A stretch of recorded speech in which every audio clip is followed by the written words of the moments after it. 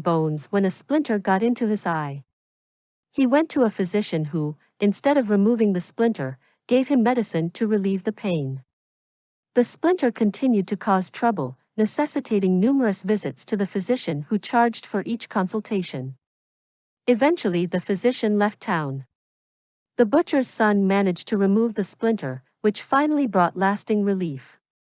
Likewise, kings take money from the people but do not do their work. Assertion: if wrongdoers are not punished, it is detrimental to others. Therefore, to protect the people it is proper to exact punishment. Answer: that is not so. If it is inappropriate to be merciful toward people who have done great wrongs such as killing, ordinary childish people would also not need to be protected with compassion, since they are all engaged in wrongdoing. A king should be especially merciful to wrongdoers, otherwise although not called a brigand he will be one, because of taking payment without giving protection. A king must protect them just as he protects his own body and wealth, even though the wrongdoers are a source of trouble. Assertion: a king who punishes wrongdoers to protect everyone is not a wrongdoer himself because he is engaged in helping the good. Answer: there is nothing that through attachment to wrong ideas will not serve as a reason for happiness. Those who enjoy killing fish and pigs think, this is the traditional work of my caste, and feel happy. Some deleterious Brahmin treatises say that animals were created by the Lord of the 9 transmigrations to provide sustenance, and killing them is therefore not an ill deed. Reasons such as scriptural statements, false arguments, and the like will not dissipate or destroy the limitless ill deeds of those who exert themselves to kill and who hold such views. The words yodmi, gyre, are a corrupt version of the text. It is like thinking one's undigested meal has been digested and eating more food. A greedy man, who thought he had digested his last meal when he hadn't, asked some Brahmins whether it would be all right to eat again, drink water and go to sleep. They replied that it would, and he suffered as a result. When his doctor asked him why he had done so, he replied that he had acted on others' advice. Actually he did it for pleasure, but he got very ill.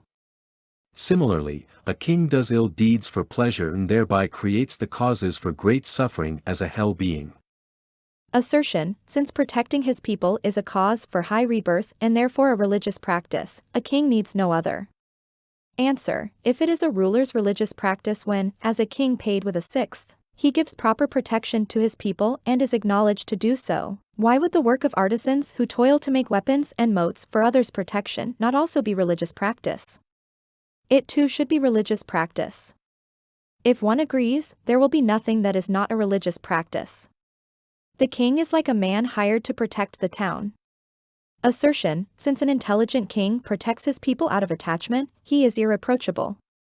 Answer: being a ruler on whom the people rely for protection is a source of arrogance and all kinds of recklessness and is therefore reprehensible. The wise exalted ones who see things without error regard attachment to existence as the mother of those in the world, because it produces them. Recognizing attachment to existence as faulty, they eradicate it. For instance, a trader in a wilderness who charges an exorbitant price for things is reprehensible. A trader was responsible for getting equipment to protect his companions during a journey through the wilderness. He sold them the equipment at a high price. He is reprobate not for equipping his companions but for charging an exorbitant price. Similarly, although his people rely on the king because they benefit from his protection and so forth, he is nevertheless reprehensible because of his self-interest. Assertion: because of his compassion, a king's protection of his people is his religious practice. Answer: that is not so.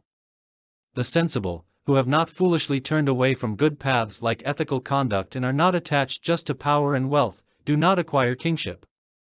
Fools, who are ignorant about actions and their effects, have no compassion. Kings, these merciless rulers of men, although they are protectors, are irreligious and a source of conceit and recklessness.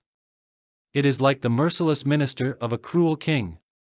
The minister of a cruel king was unable to make a man being punished pay a fine in gold.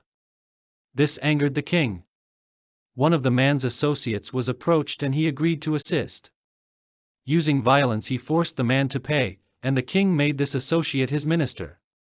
Wishing to please the king further, he performed a terrible ill deed. Unable to kill the man with weapons, he set the whole area on fire and killed many thousands of creatures. The king was pleased even about this. Assertion. Treatises by sages state that even if, owing to the code of the royal caste, a king acts violently, he has not performed an ill deed. Answer. Not all the activities described in treatises by sages are performed by wise sages, for there are different kinds: inferior, mediocre and superior sages. For instance, treatises by some sages recommend intercourse with those with whom sexual intercourse is improper. Assertion. Because past kings who took these social treatises to be valid looked after their people well, these treatises must be valid. Answer. It is not certain that people will be happy by following these social treatises. Former virtuous and kind rulers, such as universal monarchs who protected the people like their own children, increased happiness and prosperity. But those who rely on the practices of this time of strife nowadays devastate the world, making it like a waste without wildlife. Therefore, treatises incompatible with religious practice are not valid. It is like a barbarian thief pressing unripe sugar cane. A barbarian thief stole unripe sugarcane and pressed it, but obtained no juice.